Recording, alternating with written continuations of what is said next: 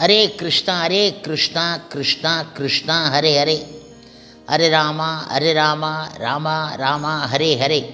குட்டி கதைகள் 212. இதில் தேன் பாட்டிலை சுற்றி வட்டமிடும் தேனியின் கதை காண்போம்.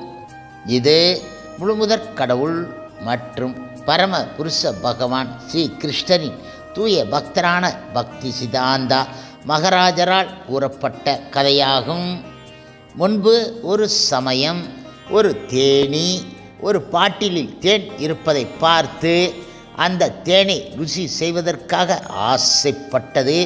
அதனால் அதன் மேல் உட்கார்ந்து தேனை குடிப்பதற்காக முயற்சி செய்தது.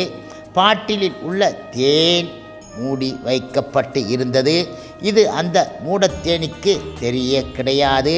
அந்த தேனியோ பாட்டில் மேல் உட்கார்ந்து தான் உண்மையில் தேனை ருசி செய்வதாக நினைத்து கொண்டது. உண்மையில் அந்த தேனி தேனை ருசி செய்வதற்கு மிக மிக தூரம் இருக்கின்றது. அது மட்டும் கிடையாது, அந்த தேனை தொடக்கூட முடியாது. அதனால் அந்த தேனி ருசி பார்க்க முடியவில்லை. இந்த கதைக்கான கருத்து என்னவென்றால், தேனி தான் தேனை சேகரிக்கின்றது. ஆனால் அந்த தேன் ஒரு பாட்டிலில் மூடப்பட்டு இருந்தால் அதே தேனி அந்த தேனை ருசி பார்க்க முடியாது என எளிய கருத்தை கூறினார்.